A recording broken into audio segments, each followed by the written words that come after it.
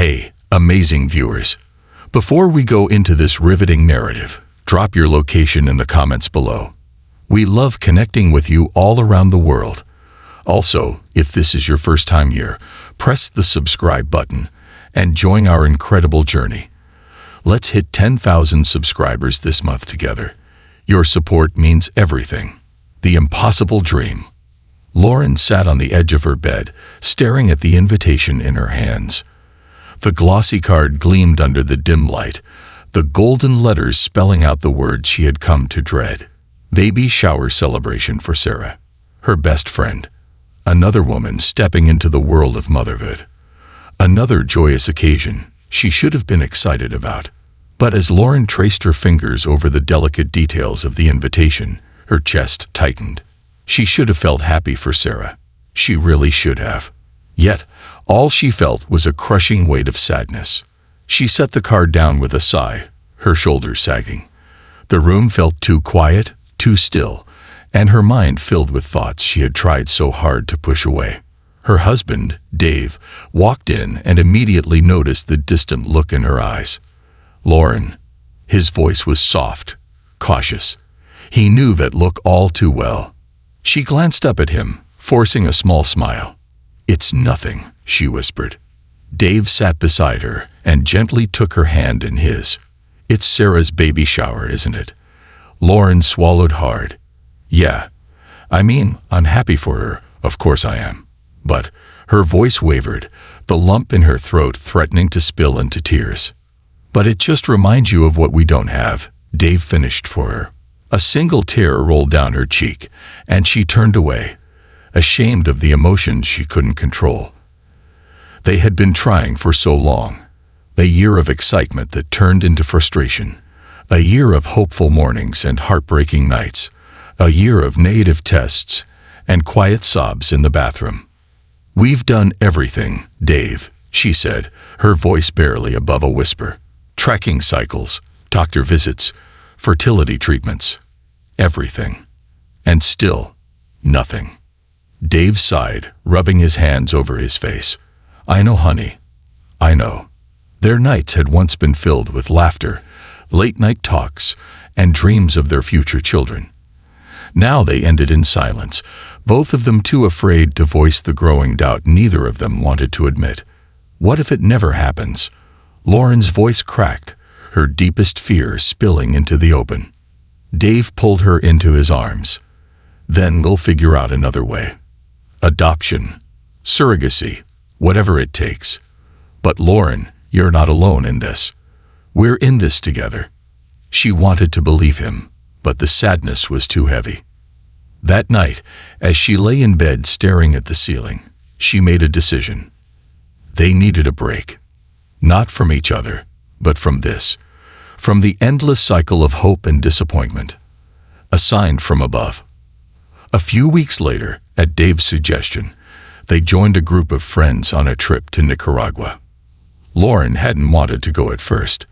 The idea of traveling while carrying the weight of disappointment felt impossible. But Dave convinced her. "We need this," he had said. "Let's just escape for a while." And so, she found herself walking through the bustling markets of Granada, feeling the sun warm her skin, tasting fresh mangoes from street vendors, and, for the first time in months, laughing. One evening, their group sat around a fire, sharing stories. The topic shifted to struggles, and before she knew it, Lauren was speaking. She talked about the heartbreak, the longing, the feeling of failure. A kind older man in their group, Father Lewis, listened intently. When she finished, he reached for her hand. "Lauren," he said gently, "you may not see it now, but life has a way of surprising us. God works in ways beyond our understanding. Sometimes, when we let go of control, miracles happen." Lauren felt her throat tighten. She had never been deeply religious, but something in his words sent chills through her. A flicker of hope stirred in her chest. That night, as she lay in bed listening to the sounds of the waves outside, she whispered a quiet prayer. She wasn't sure who she was praying to, but she prayed anyway. A miracle begins. Back home, something was different. Lauren felt lighter, Maybe it was the trip, or maybe it was Father Louis's words still lingering in her heart. She and Dave decided to try one last option: artificial insemination. If this doesn't work, Lauren said, then we'll look at other ways. Dave squeezed her hand. No matter what, we'll be parents one day. The next few weeks were a whirlwind. Doctor visits, injections, procedures, waiting. And then, the test. Lauren sat in the bathroom, her heart pounding as she waited for the result. She had been here before, so many times, always ending in heartbreak. But when she looked down at the test, 2 pink lines. Her breath caught. Positive. Her hands trembled. "Dave," she called out, her voice shaking. He rushed in, and when he saw the test, he froze. "Is it?" Lauren nodded, tears spilling over. And then he was laughing, crying, holding her so tightly it felt like he never wanted to let go. After all the heartbreak, the waiting, the pain, they were going to be parents. But neither of them could have ever imagined. This was only the beginning. The journey of letting go. Lauren had always believed that life followed a pattern. Work hard, do things the right way, and you would be rewarded. That's how it had been when she got her degree, when she built her career, and even when she met Dave, the love of her life. But this, trying to become a mother, this had defied every expectation she had ever known. No matter how much effort she put in, no matter how many times she followed the instructions exactly as the doctors told her, it seemed like nothing was ever enough. She felt broken. And now, sitting in the middle of a bustling cafe with Dave and their closest friends, pretending to be fine, she realized just how much of herself she had lost to this battle. Her mind wandered back to the conversation they had the night before. "Maybe we should just take a break," Dave had suggested, his voice careful, gentle. Lauren had almost snapped at him. "Take a break? You think time will fix this? That if I stop trying, it'll just magically happen?" Dave had exhaled deeply, running his fingers through his hair. "Lauren, this isn't just about having a baby anymore. This is about you. About us." Lauren had fallen silent. "I miss us," Dave had continued. "I miss laughing with you. I miss talking about things that aren't doctor's appointments or ovulation calendars. I miss the way we used to dream about the future instead of dreading it." That hit her harder than anything else, because she missed that too. So when Dave suggested a trip to Nicaragua with their friends, she hesitated, but something inside her whispered that maybe, just maybe, stepping away from this battle could bring her back to herself. A change of scenery, a change of heart. The moment Lauren stepped off the plane, she felt it. The warm, salty air, the hum of life in the streets, the vibrant energy that seemed to pulse all around her. For the first time in months, she wasn't thinking about fertility treatments or pregnancy tests. Instead, she let herself breathe. The next few days were a blur of adventure. She and Dave walked hand in hand through bustling markets, tasting exotic fruits and laughing at how terrible their Spanish was. They watched the sunset over the ocean, letting the rhythmic crashing of the waves lull them into a peaceful silence. They visited ancient cathedrals, their fingers brushing against the cool stone as they whispered wishes they were too afraid to speak aloud. And for the first time in what felt like forever, Lauren wasn't consumed by grief. One evening, the group gathered around a bonfire at their lodge, the air filled with the scent of burning wood and the sound of quiet laughter. The conversation turned personal, and before she knew it, Lauren was talking, really talking. She spoke about the pain, the heartbreak, the way she felt like a failure every time another test came back negative. She didn't expect to cry, but when the words started tumbling out, the dam broke. And the most surprising part, she wasn't alone. One of the women, Maria, reached out and squeezed her hand. "I went through the same thing," she admitted softly. "Years of trying. And you know what finally happened?" Lauren sniffled, wiping at her eyes. "What?" Maria smiled. "I stopped trying. I let go. And 2 months later, I was pregnant. Lauren's chest tightened. She wasn't sure if she believed in signs. But was this one? Then, Father Louis, a quiet but kind-hearted man who had spent his life helping families in need, spoke up. Sometimes, he said, his voice warm and knowing, the greatest blessings come when we surrender, when we stop fighting and allow life to unfold in ways we never expected. Lauren let his words settle deep into her bones. She had spent so long trying to control everything. Maybe it was time to let go. The whispered prayer in the night. That night, Lauren sat on the balcony of their lodge, the warm night air wrapping around her. She looked up at the sky, the vast, endless sky, and felt something shift inside her. She closed her eyes and whispered words she wasn't even sure she believed in. I don't know if you can hear me. I don't know if this even works. But if there's a plan for me, if I'm meant to be a mother, please, show me how to trust again. The next morning, something felt different. She didn't know what it was. But deep inside her heart, she felt lighter. And for the first time, in a long time, she felt hope. The miracle no one saw coming. Lauren sat on the bathroom floor, knees drawn to her chest, staring at the pregnancy test on the counter. It had been 3 minutes. 3 minutes that stretched into eternity. She had been here before. Dozens of times. Every time, her heart had raced. Every time, she had dared to hope. And every time, the result had crushed her. So why did this time feel different? Maybe it was Nicaragua. Maybe it was the whispered prayer under the stars. Maybe it was the way she had finally let go. But now, as she reached for the test with trembling fingers, a terrifying thought gripped her. What if it's negative? Her breath hitched. She turned it over. 2 lines. Her vision blurred. She blinked, trying to focus, willing the result to change, to disappear, to prove her wrong. But it was still there. Positive. A strangled sound escaped her lips, somewhere between a sob and a gasp. She scrambled to her feet, heart pounding as she ran out of the bathroom. Dave. Her voice was shaking. He was in the kitchen, pouring himself a cup of coffee. When he saw her face, he froze. Lauren held up the test, unable to speak. For a moment, silence filled the space between them. Then, Dave dropped the mug. It shattered against the floor, but neither of them moved. His eyes flickered between her and the test, his chest rising and falling like he was afraid to believe it. Is it? Lauren nodded, tears spilling down her face. And then, before she knew it, she was in his arms, both of them shaking, laughing, crying, holding onto each other like the ground beneath them might disappear.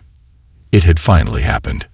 After all the heartbreak, after all the waiting, they were going to be parents. But if they thought their journey was ending, they had no idea what was coming next. The unexpected twist. A week later, they sat in the doctor's office, hands clasped tightly together. Lauren's excitement had been overshadowed by nerves. After all, they had fought too hard for this. What if something was wrong? She held her breath as the doctor spread the cold gel across her belly, moving the ultrasound wand in slow, deliberate motions. Seconds passed. Then, the unmistakable sound of a heartbeat filled the room. Lauren exhaled sharply, her grip on Dave's hand tightening. "There's your baby," the doctor said, smiling as she turned the monitor toward them. Lauren let out a shaky laugh, tears slipping down her cheeks. She had imagined this moment for so long. But just as she was about to breathe, the doctor's expression shifted. She frowned slightly, adjusting the wand. "What is it?" Dave asked quickly, his protective instincts kicking in. The doctor hesitated. "I'm picking up." Another heartbeat. Lauren's heart stopped. "What?" The doctor smiled. "You're having twins." Lauren's mouth fell open. "Twins." She turned to Dave, whose face was a mixture of shock and joy. But the doctor wasn't finished. "Wait a minute," she murmured, adjusting the probe again. "I'm picking up a third." Lauren's breath caught. Then the doctor's face paled. Her hands moved frantically across the screen, scanning again and again. One by one, she counted. Her eyes widened. She turned to Lauren and Dave, and when she spoke, her voice was unsteady. "Lauren, you're not just having twins. You're carrying 6 babies." Silence. The world tilted. Lauren felt Dave's grip tighten around her fingers, his breathing quick and shallow. 6, she whispered. The doctor nodded. Sextuplets. A dangerous miracle. Lauren's mind was spinning. She had gone from not being able to conceive at all to carrying 6 babies. Tears burned her eyes. She didn't know if they were from joy or terror. The doctor's expression softened. "I know this is a lot to process, and I need to be honest with you. This pregnancy will be high risk." Dave sat up straighter, his jaw tightening. "What do you mean?" "Sextuplets are extremely rare," the doctor explained. "This puts immense strain on Lauren's body. Premature birth is almost certain, and there's a high chance of complications, preeclampsia, gestational diabetes, even organ failure." Lauren swallowed hard. She had spent so long just trying to get one baby, and now she was facing the terrifying possibility of losing all 6. The doctor's voice was careful but firm. "In cases like this, some parents choose selective reduction to increase the survival chances of the remaining babies." Lauren's breath caught. Selective reduction. Choosing which of her babies would live. A fresh wave of nausea rolled through her. She looked at Dave, eyes pleading, searching. "I can't," she choked out. "I can't choose." Dave's voice was steady. "Then we don't." Lauren turned back to the doctor, her heart hammering. "We'll fight for all of them," she whispered. The doctor studied them for a long moment. Then she nodded. "If that's your decision," she said gently, "we'll do everything in our power to make sure they all make it." Lauren exhaled. She placed her hands on her belly, her fingers trembling. Inside her, 6 tiny hearts were beating. 6 lives depending on her. She had prayed for a miracle, and now she was carrying 6. The journey ahead would be terrifying. The odds were against them, but Lauren knew one thing for sure. She would give everything she had to bring her babies into this world, no matter what it took. The fight for 6 lives. Lauren sat in the nursery, surrounded by unopened boxes of cribs, tiny baby clothes, and diapers stacked higher than she thought humanly possible. 6 babies. It still didn't feel real. She ran her fingers over a onesie, the soft fabric making her eyes well up. It was meant for a single newborn, a single miracle. Now she was carrying 6 of them. She placed a protective hand over her swollen belly, feeling the slight flutters that had become more noticeable over the past few weeks. Every night, before she went to sleep, she whispered the same words to them. "Stay strong, my loves. Stay with me." She didn't know if they could hear her, but she needed to believe they could. The pregnancy that shocked the world. As the weeks passed, news of Lauren's pregnancy spread. At first, it started with whispers in their small Texas town, people murmuring in grocery store aisles, neighbors stopping them on walks to ask, "Is it true?" 6 babies. Then, the local newspaper got wind of it, and then the TV networks. Lauren and Dave started getting phone calls from reporters, news anchors, even documentary producers wanting to feature their 1 in a 4 billion pregnancy. Some were kind, genuinely amazed at the miracle growing inside her. Others? Not so much. "She's crazy," some online comments read. "No one should carry 6 babies. It's irresponsible. She's going to kill herself trying." Lauren stopped reading after that. She knew the risks. She didn't need strangers telling her how impossible this was. What she needed was to focus. Her body was working overtime, carrying a pregnancy that most doctors would have deemed impossible. Her belly stretched faster than she ever imagined. By week 18, she looked 7 months pregnant with a single baby. By week 22, she could barely get out of bed without help. By week 24, she was officially put on bed rest. The battle for survival. Lying in bed for weeks on end gave Lauren a lot of time to think. About the future. About whether her babies would survive. About whether she would survive. Every doctor's appointment was an emotional roller coaster. One day, everything looked fine. The next, they were talking about early labor, underdeveloped lungs, and dangerously high blood pressure. Lauren fought through it all. She drank endless protein shakes, forced herself to eat when nausea made her stomach turn, and took every pill the doctors prescribed. And still, it wasn't enough. At week 27, the pain started. Deep, aching pains in her lower back, followed by pressure in her belly so intense she could barely breathe. She gritted her teeth, refusing to believe it was happening. But when Dave walked into the bedroom and saw her curled up, her face pale, he knew. He grabbed his keys without a word and helped her into the car. By the time they reached the hospital, the contractions were minutes apart. It was too soon. Far, far too soon. The longest night of their lives. Doctors and nurses swarmed around her, their voices urgent. "She's in preterm labor. We need to administer steroids for lung development. Now, we have to stop the labor if we can." Lauren's vision blurred. She reached for Dave's hand, gripping it tightly. "Not yet," she whispered. "They're not ready." But her body wasn't listening. Despite the medications, the contractions didn't stop. A team of specialists gathered in the room, explaining what was happening, what would happen next. At 28 weeks, the babies weren't fully developed. Their chances of survival were better than they had been weeks ago, but still dangerously uncertain. Lauren's heart pounded as they wheeled her toward the operating room. She wanted to scream, to cry, to fight harder. But then she heard it. Dave's voice. Soft, steady. "We've got this, Lauren. You're the strongest person I know." Tears slipped down her cheeks. She nodded, and then everything went dark. 6 tiny fighters. When Lauren woke up, the first thing she felt was emptiness. Her belly was gone. Panic surged through her veins.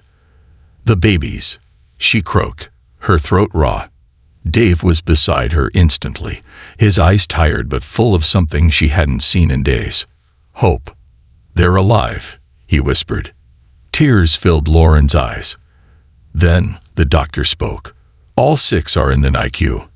They were born extremely small, between 1 and 2 pounds each. They'll need ventilators, feeding tubes, and round-the-clock care for weeks, maybe months." Lauren's hands trembled. "But they're okay." The doctor hesitated. "They're fighting," he said.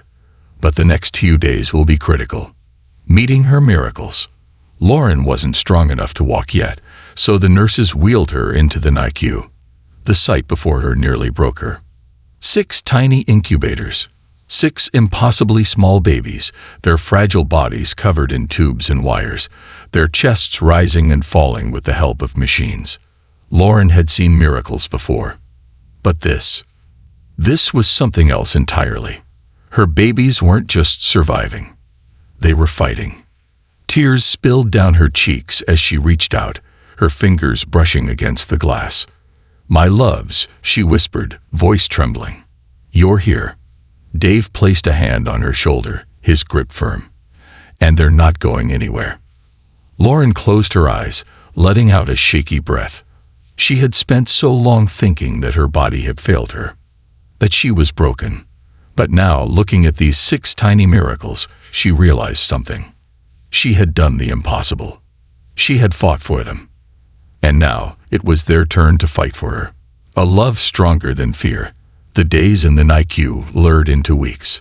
Lauren and Dave spent every waking moment by their baby's sides, their hearts hanging on every monitor beep, every breath their tiny bodies took. It wasn't just a battle for survival. It was a battle against time, infections, underdeveloped lungs, feeding struggles, and a future that was never guaranteed. Some nights, Lauren sat in the rocking chair in the corner of the unit, staring at the 6 fragile bodies she had brought into the world. There were moments when she wondered if they had made the right choice. Had she been selfish? Had she asked too much from fate? But then, something extraordinary happened. The first milestone. It was a Wednesday morning, cold and gray outside. Lauren sat beside baby Noah's incubator, watching his chest rise and fall with the help of a ventilator. Then, suddenly, the machine let out a warning beep. Lauren's heart stopped. A nurse rushed over. "He's trying to breathe on his own." Lauren gasped. "Is that good?" The nurse smiled. "It's incredible." Within hours, Noah was taken off the ventilator. He was small, fragile, and still fighting. But he was breathing. Lauren sobbed into Dave's chest. For the first time in weeks, she felt like hope wasn't just a word. It was real. Step by step, one by one. After Noah, the others followed. A week later, Ava was removed from the ventilator. 2 weeks later, Ethan and Lucas took their first tiny sips from a bottle. A month in, Isla grasped Lauren's finger for the first time, her tiny hand barely the size of a dime. And at exactly 2 months old, Madison opened her eyes and smiled. It was small, barely noticeable. But to Lauren, it was the most powerful moment of her life. She had dreamed of seeing her babies smile, and now, despite all odds, despite every fear, despite every doctor's warning, they were here, and they were winning. The day they had waited for. 3 months after their birth, on a bright April morning, Lauren stood in the NICU with Dave at her side. A nurse smiled as she placed the final discharge papers in their hands. "They're ready to go home." Lauren let out a laugh. A real, full, joyous laugh. Dave kissed her forehead, and they both turned to look at the 6 little miracles who had defied every odd imaginable. Dressed in their tiny going-home outfits, their babies were no longer the fragile, helpless newborns they once were.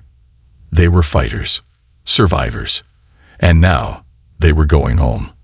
Life after the storm. Raising 6 babies was chaos. There were sleepless nights, endless bottles, and enough diaper changes to last a lifetime.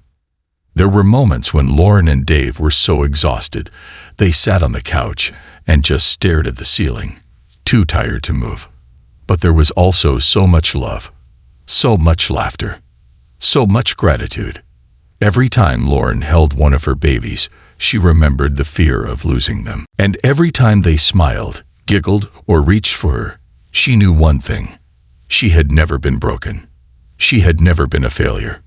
She had been a warrior. She had carried 6 lives when the world told her she couldn't. She had fought for them when the odds were against them. And now, she was their mother. And nothing, not fear, not doubt, not even the impossible, could take that away from her. A miracle that inspired the world. Lauren's story made headlines. People from around the world reached out, sharing their own struggles, their own moments of doubt and faith. Her story was no longer just hers. It became a story of hope for every woman who had ever felt like she wasn't enough. A story of resilience for every parent who had fought for their child. A story of miracles that no one saw coming. And as Lauren tucked her babies into their cribs one night, she whispered the same words she had whispered when they were still inside her. "Stay strong, my loves. Stay with me." Only this time, they already had, and they always would. A love that changed everything. Years passed. What once seemed impossible became a beautiful, messy, and chaotic reality. Lauren stood in the backyard, watching as 6 little pairs of feet ran through the grass, their laughter filling the air like music. Noah was the fastest, always leading the charge, his fearless nature shining through. Ava, the gentle soul, stopped to pick flowers, handing one to Lauren with a proud grin. Ethan and Lucas, inseparable as ever, built castles out of sticks, their imaginations turning the ordinary into something magical. Isla was the observer, the one who noticed the smallest details. the quiet moments. And Madison, the last-born, the fighter who had smiled first, was now the loudest, the one who made sure no one was ever left behind. Lauren exhaled, her heart swelling with emotions she could barely put into words. They had come so far. She turned to Dave, who was standing beside her, arms crossed, watching their children with the same awe in his eyes that he had the first time he saw them in the NICU. "Can you believe this?" she whispered. Dave smiled, shaking his head. Not even for a second. Lauren reached for his hand, intertwining her fingers with his. "Do you remember the night we sat on the porch, wondering if we could do this?" Dave chuckled, vividly. "I remember saying we weren't ready." She smiled. "And now?" He glanced at their children, at the miracles that had once been no more than a distant, fragile hope. "We were never ready," he admitted, "but we were always meant for this." Lauren felt tears prick at her eyes, not of sadness, but of unbelievable gratitude. She knelt down as her children came running toward her, wrapping their little arms around her in a tangle of limbs and giggles. 6 sets of arms, 6 voices calling her mommy.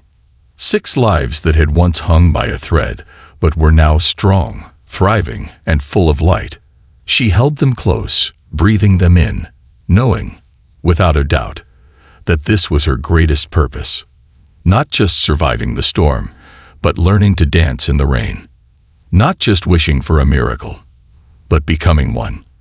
And as the sun set over their home, painting the sky in hues of gold and fire, Lauren knew this wasn't the end of their story. It was only the beginning. This concludes the story. Thank you for watching until the end. I hope you found it enjoyable. If you did, please consider liking the video and sharing it with your friends. Don't forget to subscribe to our channel and activate the notification bell for more captivating stories. Have a great day.